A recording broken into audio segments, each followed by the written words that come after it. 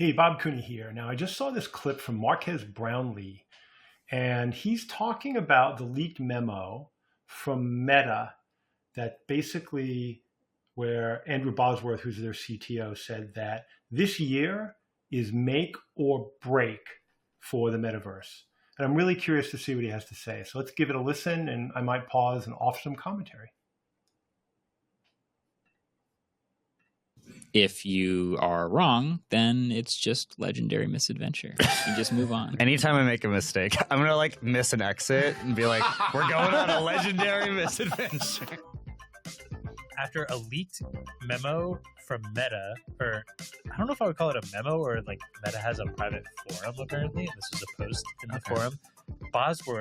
Andrew Bosworth? Yeah. Andrew Bosworth. How'd you forget posted, Andrew? I know, man. I don't know. It's a long Andrew, day. weird His name starts with an A. Wrote a pretty long post about why 2025 might be the make or break year for the metaverse. I thought it was kind of interesting because of how deep into the metaverse we are, sort of. I completely misread this title in the doc, and this whole time I thought it was about the Fediverse. So I was ready for David to go off. And now I'm just realizing now it's the metaverse. I'm going to read. I have a couple questions about this that I want to pose to you guys. And I'm going to read the opening paragraph of his post. I'm ready. So it says, 2025, the year of greatness. Next year is going to be the most critical year in my 8 years at Reality Labs. We have the best portfolio of products we've ever had in the market and are pushing our advantage by launching half a dozen more AI-powered wearables. We need to drive sales, retention, and engagement across the board, but especially in MR. Whoa, wait a second. Half a dozen new AI wearables in 2025. Now, so far, the only AI wearable that I'm aware of are the Meta Ray-Bans. You could call the Quest an AI wearable. I think that's a stretch. So it's going to be interesting to see what they've got coming. Mixed reality. Yeah.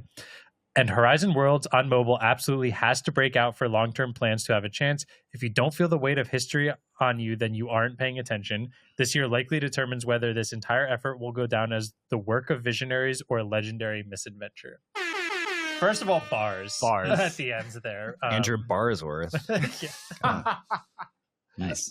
Dang. But I guess he goes on then to talk more about like how much of a pivotal moment this is, how people should be doing the best work of their careers this year, and then also how small teams can also succeed, which sounds like hey guys, I know we laid off a bunch of you, but you still can pull this off for us. And it just felt weird. And I guess my question is, we see Meta so recently really focusing on this like AR, VR, XR, whatever you want to call it. They're super deep into Quest. We saw the glasses not too long ago that they feel like they're kind of ahead of the curve on. When he says this is make or break for the metaverse, what are we talking about? Are we talking about XR in general? Are we talking about the physical like meta world? Horizon Worlds would be it for them, like the virtual world? Or are we talking about like goggles because maybe they're moving more towards glasses, which is way more focused on augmented reality and like your own world with things on it? So I was interested in this. It feels like when you just read the title, it's like Meta's freaking out about anything XR related, but I'm starting to wonder if it's more about like the creepy Mark Zuckerberg. He's talking about this. Yeah, Metaverse. He's talking about Mark Zuckerberg in front of the Eiffel Tower. No, I think it's the legless. It's kind of a combination of some of those things. I feel so. We have seen some advancements lately in the world of mixed reality. We just showed Samsung's headset, the Project Muhan, which is, again, this weird thing where a bunch of companies feel the need to show us products before they come out, or that in some cases aren't even coming out, just to flex that they are working on this, it's coming soon. And I think that this is along the lines of believing that they will finally ship something that feels like it's, you know, a usable real pair of AR glasses. Like the Snapchat Spectacles are a developer kit, essentially, right? The Meta glasses that they showed us, the glasses Orion. Mm-hmm. are not a real product, but they showed them off just to, you know, get them in front of people. Look, we're doing this. Project Muhan, Samsung, prototype-y coming later this year. Again, there's a bunch of movement towards a bunch of companies all poised to ship something they just haven't yet. I think this is a really interesting point. I was talking to somebody today about this, how, I feel, and I think most of you probably feel like we're just been shoved into this role of perpetual beta testers, right? Now, this really started, I think, with Google, where they would launch a new service on the web, and it would say Google, the name of it, and under it would be beta.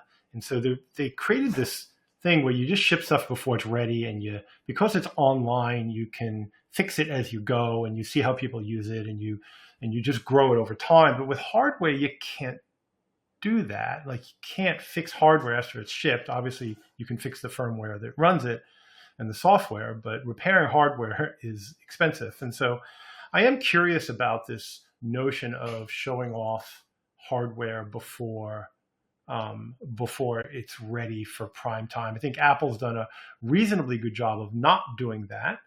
But the fact that Samsung's showing off their stuff and talking about it so far in advance, and Snap and Facebook and everybody, Meta, all of them, it's a weird trend that I'm not sure I'm crazy about. I think it's interesting you go straight to Orion glasses, though, because to me, this feels like Orion is their focus, but like the rest of Reality Labs and the Horizon Worlds-esque, VR-esque stuff is like, this is our last year to prove that this might be a thing. Because Meta, before we saw Orion, Before AI, was super focused on like the digital world that you would be in, and how it's so much better to work in this digital world. Yeah. And how it's better to like do all these different things. It's how you're never alone. You always have the option to be with people and in this cool environment. And I feel like this post to me feels more along the lines of like, hey, all of this stuff that we've been working on for a while, we may just totally pivot at the end of 2025 and kill the rest of the metaverse as a like place. I think the metaverse is. There's no chance of that. I'm absolutely confident that Zuckerberg and probably the management team believe that spatial computing is the future of computing. We know it's well documented that Zuckerberg wants to own the OS for that. He doesn't want to be able to be disintermediated from the audience through device manufacturers and operating system developers such as Microsoft or Apple or Google, for that matter. And so, the question is what is there one device, or if you're going to build an ecosystem, what are the devices? And they need all of them to work. And there's going to be VR headsets, and there are going to be AR glasses, and there are going to be smart glasses that are powered by AI, and an AI layer over all of that. So the idea that they're going to, if Quest isn't a success this year, whatever that means, despite the fact they've shipped 30 million of them, that's not going to be, they're going to let go of VR and just focus on smart glasses is just absurd. This is more of an umbrella term. I don't know. I don't know. I don't see Orion glasses as the metaverse. You don't. Yeah. But it is like part of the mixed reality thing. It's like XR. The way I see it, they went all in on the metaverse. That's why they changed their name to Meta. And then when AI happened the year after, they were like, oh, I hadn't thought of that. maybe that was, But I hadn't thought of like, they literally changed their name to Meta, and now it's like, well, we might give up on the metaverse. Are they going to change their name again? Duh. Oh my God. I love Marques Brownlee. I think he's really smart. I'm not sure about these guys. And obviously they're covering a lot of tech in a lot of areas, and maybe they just don't have enough time to spend thinking about this market. But Meta, the metaverse, and everybody just like glommed onto legless Mark Zuckerberg cartoon character in front of the Eiffel Tower, but in 2019, they released a video that I talked about in a keynote that I did of the metaverse is actually going to be layers of reality and artificial reality, and they're going to be cameras capturing everything. And they had this thing called live maps, which was the ability to use cameras to capture the entire world inside and outside, and then to be able to layer augmented reality stuff on it. And that's part of the metaverse by Meta's own definition. And so you can kind of ignore what these guys are saying right now. Well, that's be why he's awesome. saying this year will determine if this entire effort, aka Yeah. naming our company Meta and tripling down, quadrupling down on Yeah. this like VR, AR, metaverse thing, Yeah. will go down as the work of visionaries because they were early to doing this and they really committed to it, or legendary misadventure. The world Yeah. moved on without them and people didn't care about it. Well, what they were trying to do before was make the next browser or the next Google. Like the way they wanted to be the next platform. Like internet. Yeah. So Mark was like, oh, we can like quadruple down on being the next version of the internet, and then we'll own the platform and we own the OS that we can license out and all of this stuff. And I don't think anybody has used Horizon Worlds or cares about it. Like, it really feels like they never fleshed that out to a level that people actually gave. Here comes Do you Android not XR. remember when we And I totally agree with that. Horizon Worlds has been a disaster. Then they decided to abstract the OS out of the Quest and call that Horizon OS. And they might be better off just starting from scratch from a brand standpoint and renaming the whole thing into Meta OS or something, because Horizon Worlds has been a disaster. Now, they just announced this week that they're going to be offering $50 million worth of developer funds to get people to develop in Horizon. They've moved Horizon out of a 3D spatial only experience into 2D and mobile as well, to try to build audience, to try to attract developers, because the VR audience has been slow to develop, and with the exception of kids around Gorilla Tag and now Animal Company and some of those free-to-play games. So, the whole OS of the metaverse has been absolutely a flawed strategy. And I think some of that might just come down to trust of Meta. Their policies, they've been in markets, they've been out of markets, they support this, they don't support that, they give you access to this, they give you access to that. Developers rail against their tools all the time. And so if you're going to become the OS, you need developers on your side, you need to develop trust with the developer community, and they've done a horrible job of doing that across the board. when we played the Cheetos Halloween world, Oh yeah, that was revolutionary. right. Other than, Yeah. you don't remember there was like in The Horizon Chester Worlds, the Cheeto, Chester the Cheeto like haunted house world. Because remember for the like 8 months where every company was like, we have a metaverse division now, and people Yeah. were buying real estate in the Chief metaverse. officer. Yeah. Disney had a chief metaverse officer, and then they got rid of that role like 8 months later. I think that was back when Meta went around convincing everyone that they were going to be the company that made the metaverse a thing. Yeah. And now it's not so clear that Meta's the only one who will have a stake in this new platform that we're But I heading feel like towards. the metaverse as a platform, Meta originally foresaw as mostly a digital world. Whereas now it feels like everyone's like, oh, AI is enabling all of these other things that are just XR experiences. Yeah. And so they're pivoting hard to mostly XR stuff, because like the Ray-Bans are actually a hit. Like the Ray-Bans are actually selling units, whereas the Quest, everyone knows what the Quest for. It's for VR gaming.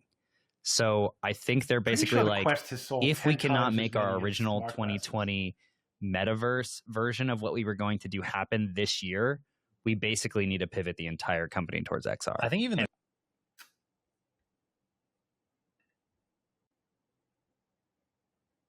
All right, so time for a flashback. 2019, October.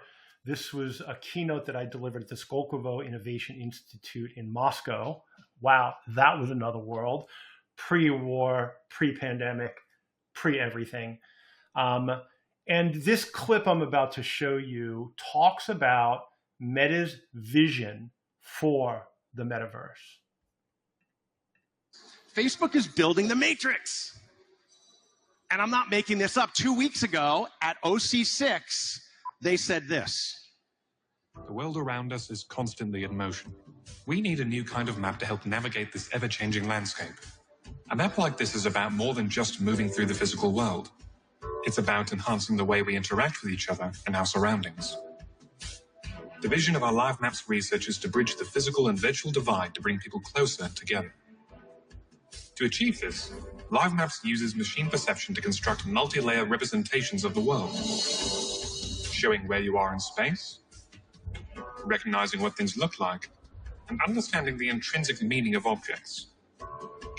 Now, when they say machine perception, they're talking about machine vision tied to AI through cameras that are going to be built into wearables, Ray-Bans. This is from 2019, keep in mind. Devices like smartphones and AR glasses will scan the surroundings to create a live dynamic index, amplified by crowdsourced data. Smartphones and AR glasses. Allowing the maps to recognize when things have changed and update automatically. Ultimately, our Live Maps research aims to empower people to connect and share in deeper, more meaningful ways. Now keep in mind, these are indoor scenes they're showing, right? Because if you're wearing your glasses all the time, you have your smartphone, you have cameras everywhere. It's measuring not just what's inside, but not what's outside, but also what's inside. And this is really what was terrifying to me.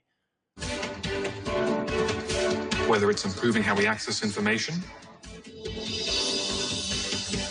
or understanding the context of a situation, to deliver shared experiences through augmented reality, or proactively serving up relevant information in highly personalized ways. Live Maps will one day transform how we all engage with the world, making it feel more immediate, more intuitive, more natural, more human.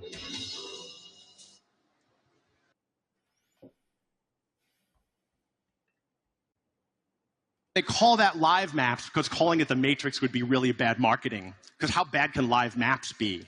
But what they're actually going to do is they're going to use, this is the reason that companies are pushing for augmented reality glasses. Because those glasses are going to have cameras on them. And then everywhere you look, they're going to record what you see, and they're going to map it geospatially into an artificial version of the current world, including the chairs that you're sitting in right now. And then as those things move, they'll be able to remap them in real time. Now, the interesting thing is what happens to the ability to manipulate all of that information when it's in the hands of a media company that's trying to sell advertising? Okay, we're starting to get into a different topic here now. We'll go back to the Marques Brownlee thing, but I just want to say that this has been Meta's plan all along. This video I made was in 2019. It is now 2026. It was 2025. That was 6 years ago. And these things are just starting to happen. So Meta has a long-term plan. They're executing on that plan. Their product releases are right on schedule based on the technology that's available from the research that they're spending $10 billion a year doing. And so you can't just look at this from a month-to-month, quarter-to-quarter, or even year-to-year basis and understand the plot. You got to take the long view, which is what Zuckerberg has been doing now for moving on a decade. Let's get back to the main show. Even the AI. Quest is starting. Like, they started making way better pass-through with it when they killed the Quest Pro. Yeah. They were like, oh, cheaper version, let's do a lot of the pass-through stuff, a lot of the functionality in Right. your own world kind of things. Yeah. So even that, the thing that was their like Yeah. moneymaker metaverse thing is even pivoting towards. Yeah. And they are doing that they originally were doing that to compete with the Vision Pro, but Mhm. now they're like, oh, it just turns out that people want this more than they want to be fully encased in. Suggesting that Meta did mixed reality to compete with the Vision Pro is way off. Like, they obviously did mixed reality before the Vision Pro was released, I'm pretty sure, and the Quest Pro was color. And even HTC had, in the Vive Elite, the Vive XR Elite had mixed reality. It was mono, but it was color. And so this stuff's been around for a couple of years before Apple released their headsets. Just in a Did virtual they destroy world. themselves by releasing a hit with the Meta Ray-Bans? No, I think it just became just more a clear different- what people actually want. Yeah, I think it's one of those things where nobody knows what they want until they try it and they like it. So like Meta's trying a bunch of different things, and they have the Meta Ray-Bans and they have the Quest, and they're going to make glasses, and they're just doing a bunch of different versions of the thing, and one of them will be a hit, hopefully. for Yeah. them. Yeah. But enough of a hit to like justify this crazy investment that they've Yeah, been doing? they want it to be. I mean, Yeah, but ultimately, too, keep in mind that all of these features, so Meta AI glasses, AI audio in a wearable is a feature. Apple will be putting that in AirPods soon enough. Google will be putting it in EarPods. Like, It's just freaking earphones that are connected to the internet with some AI capability. And so you're going to see that category explode. And you're going to see AI built into everything. It'll be built into VR headsets, mixed reality headsets, laptops, televisions, watches, you name it. It's going to be built into everything. And so, yeah. I mean, they want it to be the thing that everyone, like every company wants the next iPhone, which is like probably pretty unrealistic, but every company is thinking that way. Like, we want to be the ones that pioneer the next big thing. Yeah. And it will be worth pivoting our whole company because we are now the ones that control and have made this thing that we can profit from. There's a strong irony where Meta is constantly talking about making like Llama open source and how like open source software makes everything better, but yet they won't open up the Threads API. So, you know, when it benefits you. Look, I think he makes a really good point too that I can expand upon, which is, you know, Meta's been talking about the Horizon OS as this open platform, but I think your definition of open, you know, can vary. And, you know, they compare themselves to the closed ecosystem that Apple has built, and, you know, and they're saying open, but then Google enters with Android XR, and Google is truly an open platform, right? It is an open, it's as open as you can get. Android has been as open as you can get. And so now you've got the closed platform of Apple, which really works on tight integration to make sure everything fucking works. And you've got Android XR, which is going to be open, that developers are going to trust.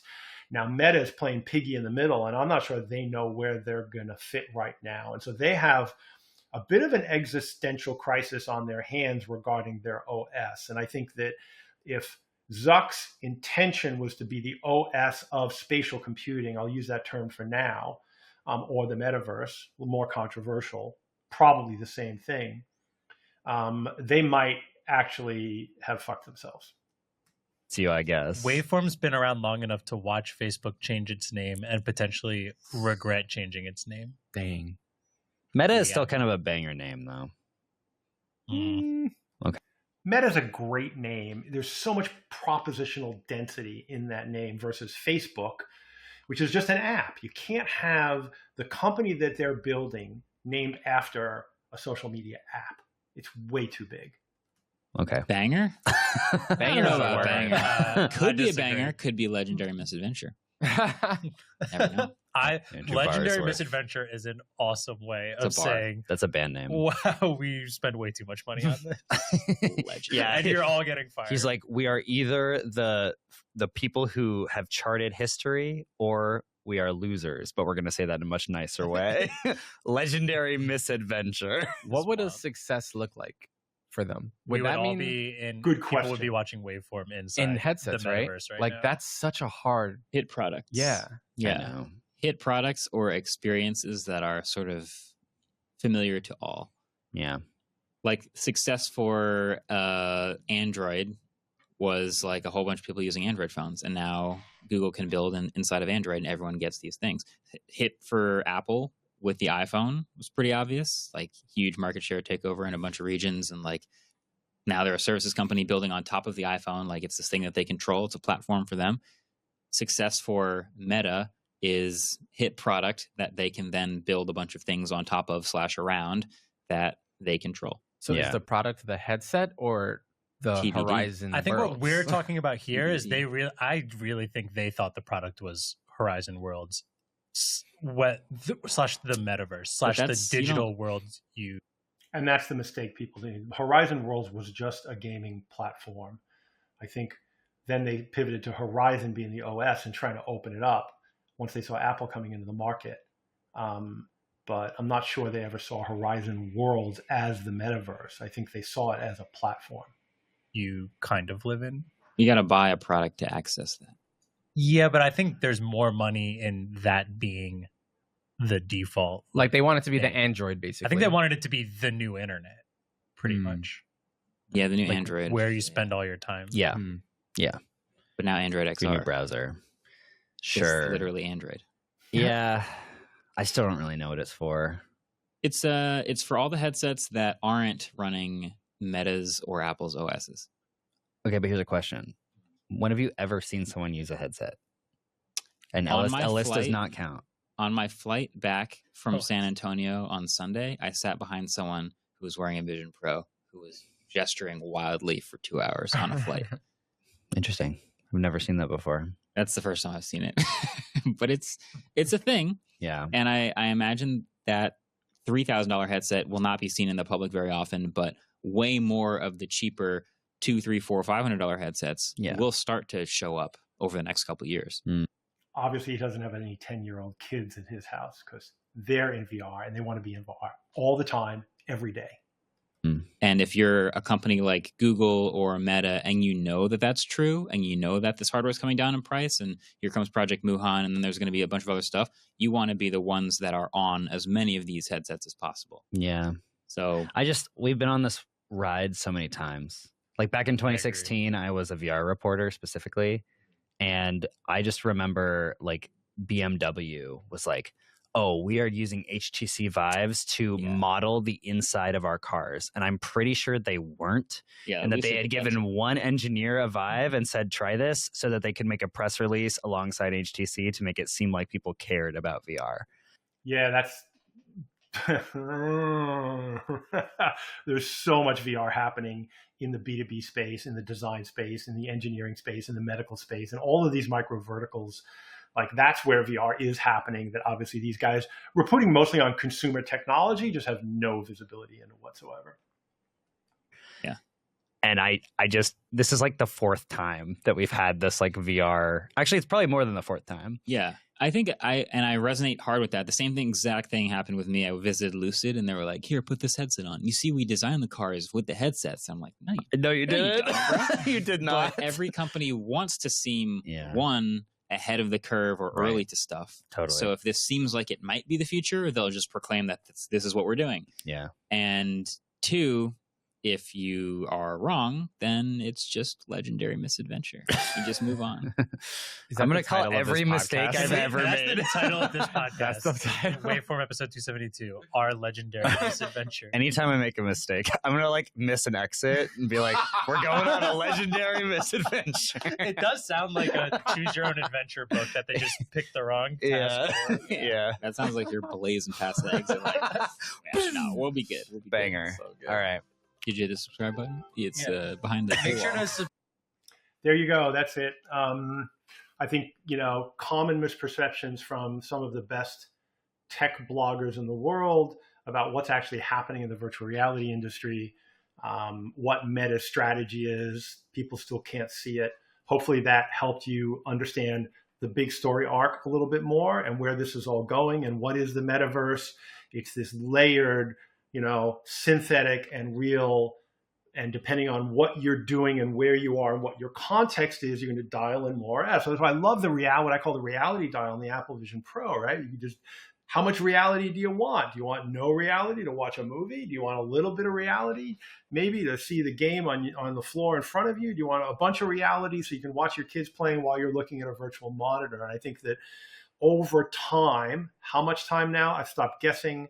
You're going to see all of these things merge into a set of products that do it all. It's a long time. It's going to take a while. The first cell phones I had, the briefcase phone, my partner Bill Bowerly had that in the early 90s. I had the first StarTAC in the mid 90s, which was really the first flip phone. It wasn't until 2010 that the iPhone came out. 15 years later, it was really the smartphone revolution.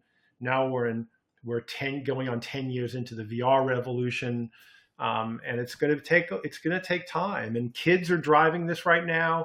12 and unders love VR. They want to be in it all the time. They want the headsets. They're just digging it all the time. And we'll have to see if adults catch on, or is this just a generational technology that develops over the next, 10, 15, 20 years. But in the meantime, that's what I got.